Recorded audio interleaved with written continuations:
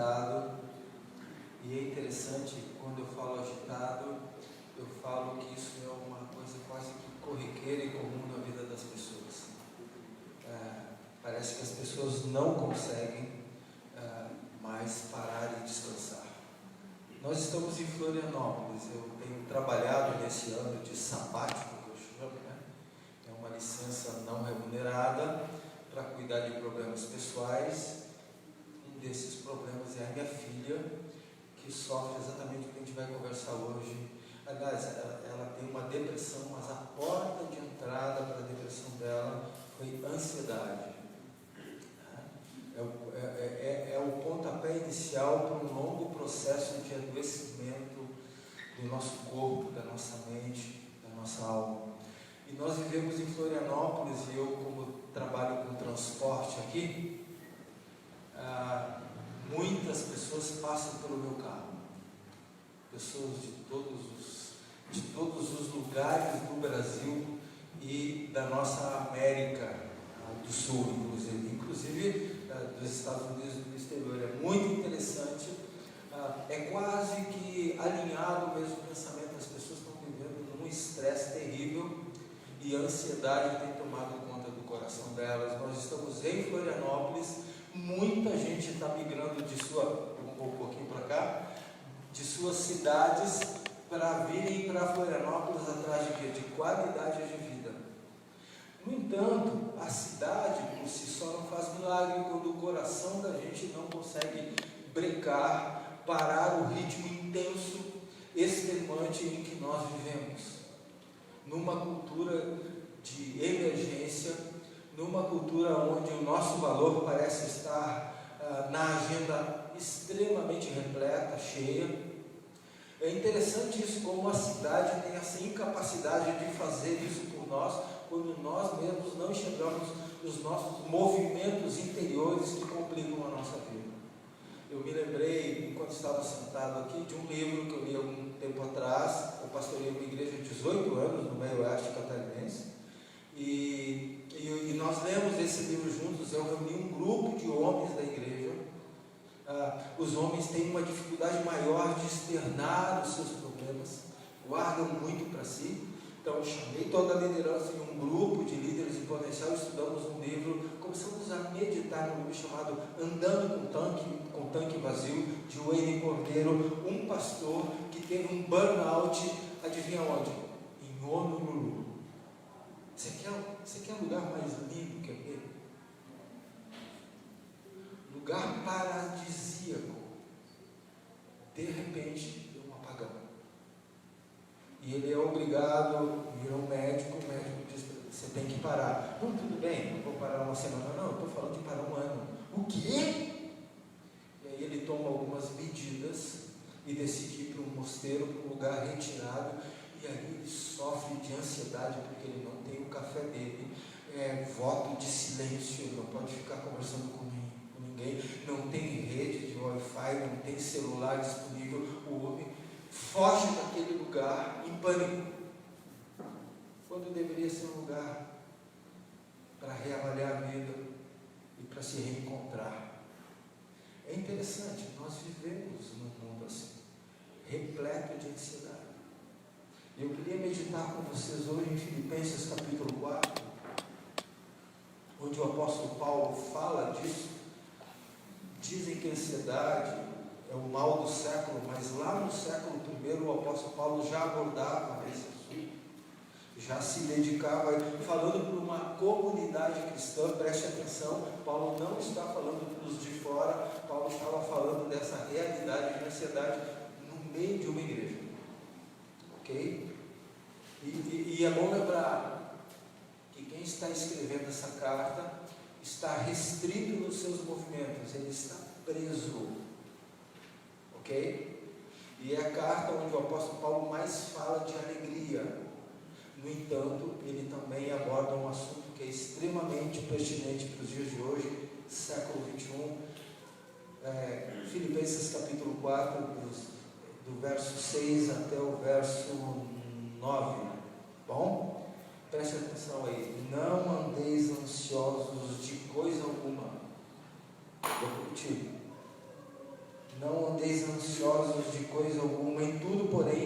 sejam conhecidas diante de Deus as vossas petições pela oração e pela súplica com ações de graça. E a paz de Deus, que excede todo entendimento, guardará o vosso coração e a vossa mente em Cristo Jesus.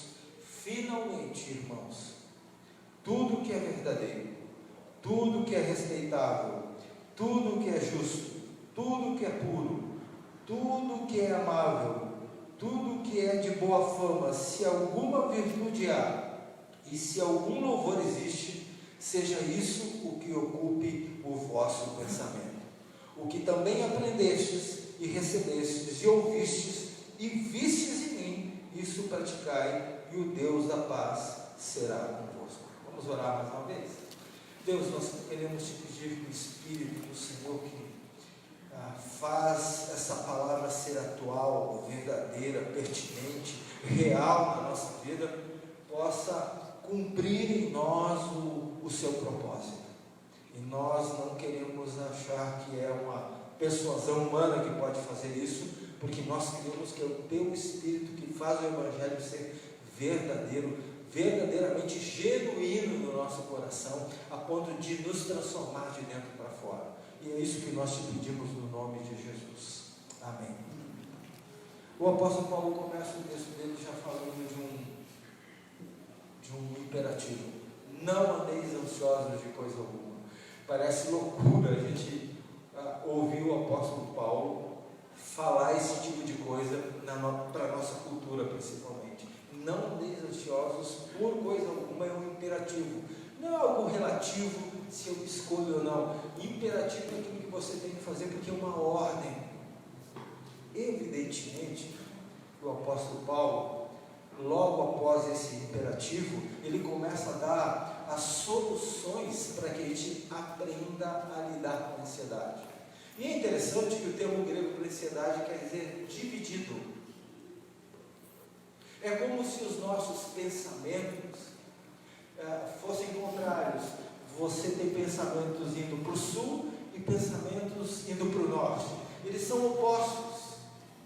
Eu conversava com a minha filha outro dia exatamente sobre isso, assim: pai, eu quero tanto fazer uma coisa, mas eu não consigo. É exatamente isso que a ansiedade faz.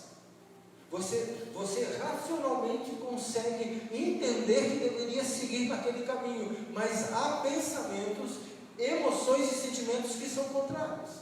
Isso abate muito a gente, fragiliza-nos de uma maneira tal que às vezes a gente acha que a gente não tem solução. Muitas das pessoas que eu ouço nesse processo de ansiedade que evolui até chegar a uma depressão, elas são pessoas que muitas vezes estão derrotadas, estão caídas, estão extremamente desanimadas com os motivos que a levaram a chegar a esse estado de alma, de mente. É interessante que os motivos podem ser os mais variados. Pode ser o desemprego, pode ser o término de um relacionamento, pode ser um problema com o filho, pode ser a falta de dinheiro, pode ser a mudança de um país para o outro, como foi o meu caso, pode ser uma série de infortúnios que nos levam a perceber a vida com outros olhos que não os olhos de Deus. E é interessante que o apóstolo Paulo então começa a tratar da ansiedade e começa a dar o remédio para essa ansiedade. E evidentemente que o apóstolo Paulo não tinha conhecimento de Rivotril e nenhum outro tipo de remédio para a ansiedade, né? E ele também não começaria por aí. Ele começa por um outro ponto, que eu digo que é crucial para a gente. Da gente aprender a levar os nossos problemas diante de Deus. Antes, porém, sejam conhecidas diante de Deus. É interessante. Deixa eu só fazer uma pergunta aos universitários aqui. É a primeira coisa que você faz quando está ansioso? Evidentemente que Deus não quer que você o informe sobre os seus problemas, porque evidentemente Ele sabe de todos eles. Mas o que o apóstolo Paulo está falando é que existe uma linha direta, uma conexão direta com Deus, onde você pode levar à presença de Deus qualquer coisa que possa afligir o teu coração. qualquer coisa. Mas eu pergunto novamente para você: é isso que você faz imediatamente? Qual é o primeiro recurso que você faz uso para lidar com a ansiedade?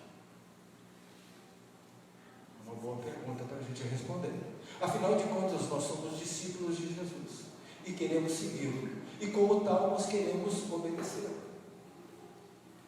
A pergunta envolve atitude mental, uma nova postura diante dos problemas que a gente vive. Então o apóstolo Paulo diz: a ansiedade, ela precisa ser conhecida ou levada à presença de Deus, para que a gente possa abrir a nossa alma. E é por isso que esse remédio que o apóstolo Paulo dá, ele vem em 3 doses. A primeira delas é a oração. Dê uma olhada aí comigo no verso que nós lemos, no verso 6, porque ele vai dizer que sejam conhecidas diante de Deus, uma vez que nós estamos. Primeiro, não devemos andar ansiosos de coisa alguma, mas se porventura isso acontecer, a gente precisa levar diante de Deus as nossas petições, os nossos pedidos, e mais, através da oração, súplica e com ações de graças.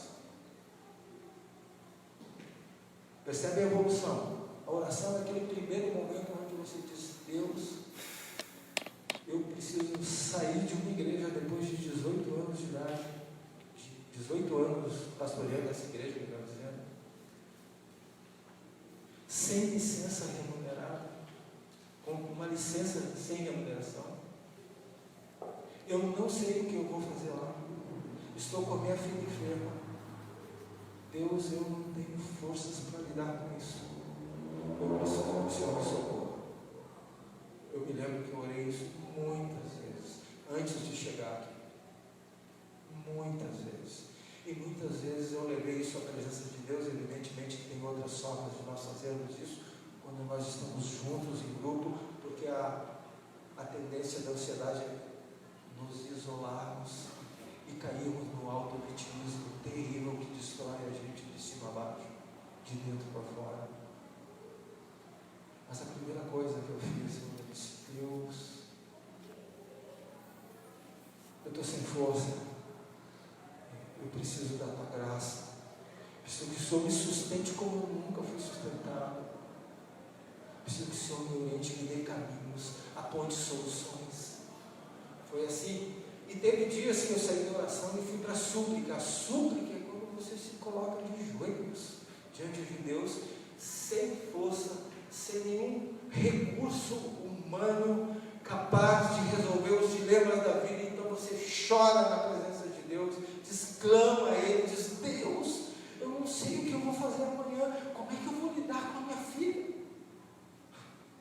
Quantas vezes eu tive que lidar com o término dela abandonar a faculdade, de entrar num mundo extremamente confuso, os sentimentos divididos, num estado às vezes de rebeldia, eu dizendo: Deus, eu não sei o que fazer, me socorre, porque é dilacerante a gente não conseguir ajudar o próprio filho ou a própria filha.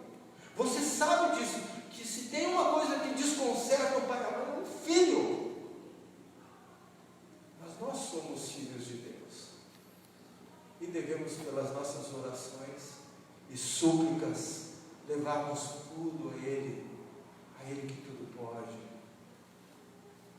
Mas o texto do verso 6 termina com ações de graças. Mas pastor, como é que eu vou fazer? Como é que eu vou dar graças a Deus? Eu vou ter uma atitude de gratidão diante de tudo que eu estou passando. Bom, eu não sei se você tem o hábito ainda de usar a agenda, mas durante muitos anos eu usei a agenda. E na agenda eu ia descrevendo os processos da minha vida. Os momentos, aqueles principalmente mais cruciais, mais difíceis.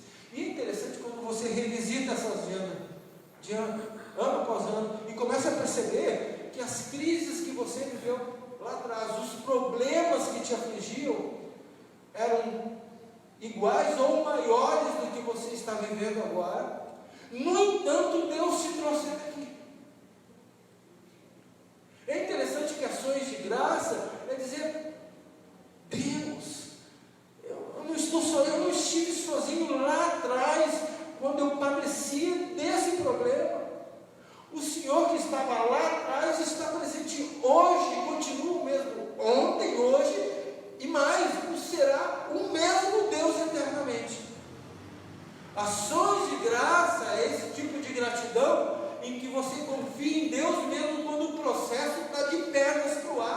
sem o teu controle. E, aliás, sem o nosso controle não significa sem o controle de Deus.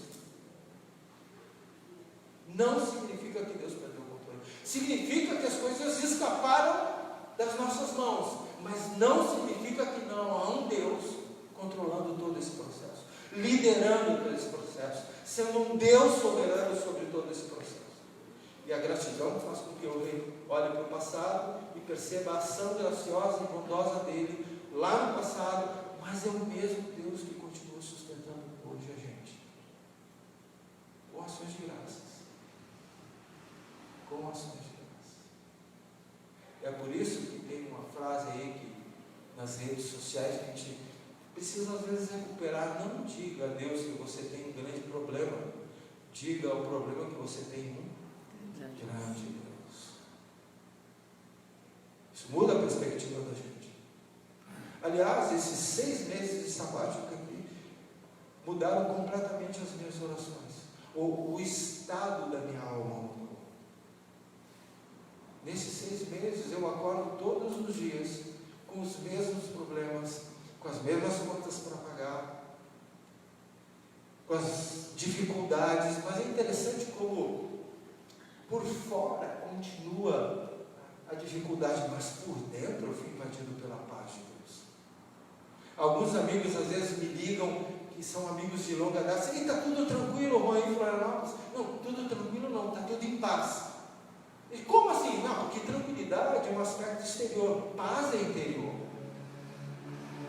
Essa construção da vida da gente, de você acordar pela manhã e saber que não é que você tem que dar jeito na vida. De acordar e perceber que esse é o dia que ele fez. E ele pede uma coisa: regozijemos nesse dia. E é interessante que quando você acordou, Deus já havia distribuído ou dispensado todas as bênçãos e dádivas que tornam a vida possível. Você nem acordou e Deus já estava agindo no universo e na sua vida, provendo necessidades. Quando isso entra na nossa mente, no nosso coração, as ações de graças tomam conta da gente. E aí eu começo a dizer para Deus: Deus, o Senhor é o meu refúgio, socorro sempre presente na tribulação. Ou o verso 10 desse Salmo 46: aquietai-vos e sabei que eu sou Deus. Muda a alma da gente. Então a primeira dose desse remédio contra a ansiedade, o que é? Orar. Mas essa é uma arte perdida nas nossas vidas. Uma, porque na cultura moderna a gente vai dizendo que a gente não tem tempo. Por tempo, a gente tem tempo para aquilo que é emergencial, mas a gente já não tem tempo para aquilo que é essencial, que dá vigor para a vida da gente, que nos coloca de pé, confiante em Deus. Primeira dose do remédio não é tecnologia, não é Rivotril, não é centralina, não é nenhum tipo de visita ao médico. Primeiro remédio do apóstolo Paulo, a primeira dose desse remédio, é um antigo exercício do nosso coração, que foi se perdendo ao longo do tempo, que é orar, orar e orar. A segunda coisa que o apóstolo Paulo fala aqui nesse texto, aliás, a segunda coisa não, o resultado da gente orar com súplicas e ações de graça, você tem no verso 7. Qual o resultado de gente que ora e leva diante de Deus as suas petições, os seus pedidos? Qual que é? E a paz de Deus, que excede todo entendimento, guardará a vossa mente e o vosso coração em Cristo Jesus. Qual que é o resultado de gente que ora e leva a presença de Deus à sua vida constantemente? Paz. Não é tranquilidade exterior, é paz. E é interessante que o termo que o apóstolo Paulo usa aqui, guardar a vossa mente e o vosso coração, é um termo que vem da guerra. Guardar era a ideia do sentinela que ficava lá no seu lugar de vigia, do alto daquela torre, cuidando aquele lugar, ou aquele quartel, para aquele lugar fosse protegido, nenhum estranho pudesse entrar naquele lugar. Então ele ficava de vigia, guardando aquele lugar. É isso que o apóstolo Paulo está dizendo, que quando você ora a Deus e faz de Deus a sua confiança, o resultado é que Deus monta a guarda na nossa mente, no nosso coração e nos protege. É como se alguém batesse ali a porta e dissesse assim para a gente, e dissesse, eu quero entrar, e Deus me disse, quem é? É ansiedade, não tem como entrar aqui, porque aqui eu estou vigiando o meu filho e a minha filha. É isso que o apóstolo Paulo está dizendo. Seja viu que dádiva maior é essa? O próprio Deus derramando a sua paz e guardando a nossa mente e o nosso coração para que haja saúde plena. Mas tudo começa com o mantido arte perdido de mestres que nos ensinaram a fazer uma coisa que a gente nunca devia ter morado, que é orar. A segunda dose do remédio está no verso 8. E aí é interessante que o apóstolo Paulo começa a entrar nos nossos pensamentos. Porque ele vai dizer que tudo que é verdadeiro, finalmente, diante disso, né? Tudo que é verdadeiro. 1. Tudo que é respeitado. 2. Tudo que é justo. 3. Tudo que é puro. 4. Tudo que é amável, 5. Tudo que é de boa fama, 6.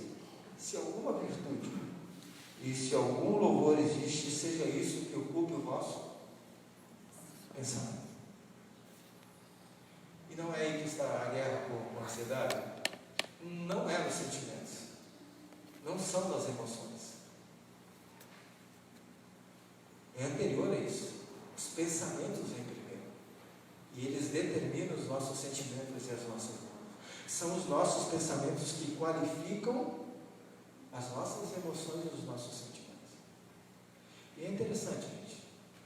É uma pena, mas nós gastamos muito tempo ocupando a nossa mente com o lixo tóxico das redes sociais. Quanta porcaria entra todo dia na nossa mente e no nosso coração. Perdemos tempo com alguns programas, com algumas músicas, com algum tipo de literatura. Não, eu não sou contra programa de TV, bons programas de TV, eu não sou contra boa literatura, eu não sou contra boa música, eu não sou contra uma boa conversa, pelo contrário. Mas o apóstolo Paulo está dizendo que uma boa dose de pensamentos construtivos, proativos, daquilo que é bom, daquilo que anima a gente, daquilo que provoca justiça, daquilo que é amável, daquilo que é puro. Seja esse tipo de coisa que determine os meus pensamentos. Não sejamos escravos de determinadas coisas que destroem, desqualificam os nossos pensamentos e, portanto, a nossa vida. O exercício difícil esse. Vocês não têm ideia das pessoas que entram no meu carro e despejam o lixo tóxico delas, com conversa, não com os seus problemas. Os problemas eu ouço, com as suas futilidades, com o vazio da alma. Eu conheço hoje ainda quase que de ponta a ponta. Mas existe um lugar especial na ilha, onde há muito luxo e muita luxúria. Jurerê Internacional. É incrível. Às vezes as pessoas entram no meu carro, bem vestidas, bem alinhadas, bem arrumadas, cheirosas, bem perfumadas, e quando depois de beberem, elas mostram quem verdadeiramente elas são. Vocês não têm ideia da conversa fútil, vã, vazia que existe na mente dessas pessoas. E às vezes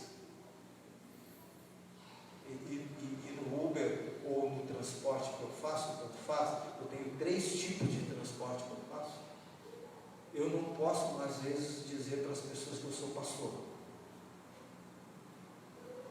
Mas eu posso dizer para elas que eu cuido de gente. E pastor cuida de gente.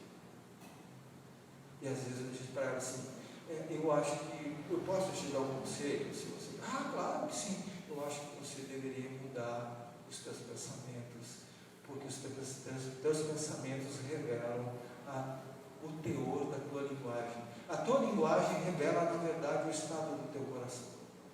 Porque Jesus dizia que a boca fala do que está cheio do coração. Então, palavras não são acidentes de percurso. Palavras revelam o estado da nossa interioridade, sim. Foi sem querer. Não, não foi sem querer. Foi você naquele momento. Então, às vezes, a gente precisa orientar as pessoas, mesmo aquelas pessoas que não são cristãs. E elas perguntam para mim, de onde que você tira essa sabedoria? Você não vai querer saber. Ela assim, eu quero saber, sim, da Bíblia Sagrada. Nossa, um livro tão antigo. Pois é, muito abandonado, há muito tempo abandonado por você, se é que você o conhece. É uma fonte de sabedoria. E nós deveríamos buscar boas conversas, bons relacionamentos, ouvir boa música, ler bons livros, partilhar dos nossos sentimentos uns com os outros, criar grupos de interesse no que diz respeito a crescer, para que a nossa mente se torne renovada em Cristo Jesus. Segunda dose do remédio. São 3 doses, né? A primeira é a dose da oração. A segunda é cuidado com os seus pensamentos. Eles são descarga elétrica, mas que determinam as suas emoções e os seus sentimentos. Então o apóstolo Paulo vai dizer que faça da sua mente um depósito de coisas construtivas, proativas, que edificam, que levantam os seus pensamentos em vez de rebaixá-los. Tá bom? A última coisa que o apóstolo Paulo diz está no verso 9. E aqui tem uma coisa interessante. Porque o apóstolo Paulo passou por aquela igreja e deixou um legado. Ele deixou um exemplo. Porque ele vai dizer aqui, e tudo o que aprendestes e recebestes e ouvistes e vistes em mim. Olha o processo. Tudo que vocês aprenderam, vocês receberam de mim, vocês ouviram enquanto eu falava e viram em mim na prática, como modelo, como exemplo. Isso praticar. Deixa eu dizer uma coisa para vocês. Não existe vida cristã sem prática. De nada adianta você achar, puxa vida, legal, saber que a ansiedade é a primeira dose para combater essa doença, é a oração. Muito bom, eu tenho que ocupar a nossa mente, mas chega segunda-feira, amanhã, dá um blackout em você. O disjuntor caiu e você se esquece de colocar em prática, fazer disso a meta da sua vida, um objetivo pelo qual você possa viver. Porque a vida cristã é uma vida onde a gente imita uns aos outros. Os filhos precisam olhar os pais e se tornarem bons imitadores dos bons exemplos dos pais. Mas nós vivemos numa sociedade que parece que as pessoas são divididas. Outro dia eu estava ouvindo uma entrevista, aliás, várias entrevistas onde as pessoas passam a mão por cima do Neymar o tempo todo, dizendo que não tem nada a ver o que ele pratica fora do campo, a vida pessoal dele, com a vida futebolística. Como não? Nós somos extensão uma da outra. O que nós somos aqui dentro devemos ser no dia a dia lá fora. Nós não somos pessoas duplas, divididas. Nós somos pessoas inteiras, completas. Então, quando nós olhamos para esse texto, o apóstolo Paulo está dizendo, existe para esse remédio, existe uma dose onde vocês devem levar adiante a prática da vida cristã. Olhando uns para os outros. Não é olhando para o outro e dizendo, puxa, mas aquela pessoa não é perfeita. Não se trata desse tipo de perfeição. Ninguém aqui não erra. Todos nós erramos. A questão da maturidade cristã não é não errar, é errar e admitir registrado nas Escrituras. E de nós nos arrependemos. Pessoas precisam desse tipo de exemplo. De pais que erram e depois tentam esconder os seus erros. Os seus filhos não façam isso. Os filhos precisam aprender a ouvir de nós. Olha, o pai errou, pisou na bola, fez isso que não devia fazer. Você perdoa o pai?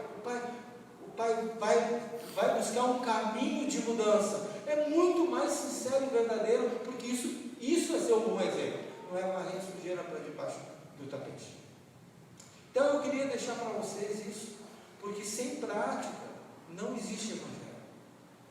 Não existe fé cristã sem seguimento de Jesus, sem sermos seus discípulos, imperfeitos, mas capazes de admitirmos as nossas falhas e por isso mesmo criarmos modelos dentro da igreja de pessoas que não vivem um fake cristão, se é possível dizer isso. Ok? Vamos recapitular para a gente terminar? Como é que a gente lida com a ansiedade? Oração. Levando diante de Deus, a presença de Deus, todos os nossos problemas, todos, ok? Não pense que Deus não quer ouvir algum tipo de problema seu. Qualquer problema você pode levar para a presença de Deus.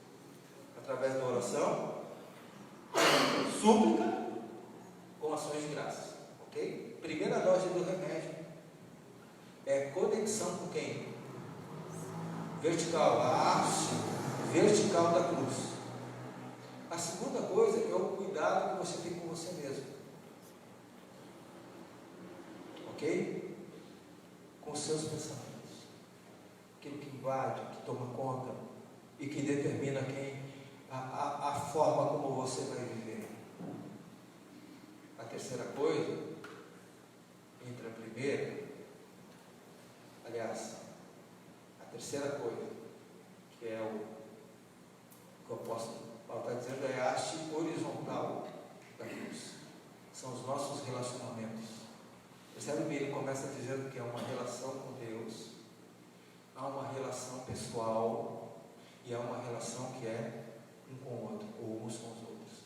Na medida que a gente vai olhando e vai reproduzindo esse modelo o tempo todo, a cruz se estabelece entre nós. E aí nós somos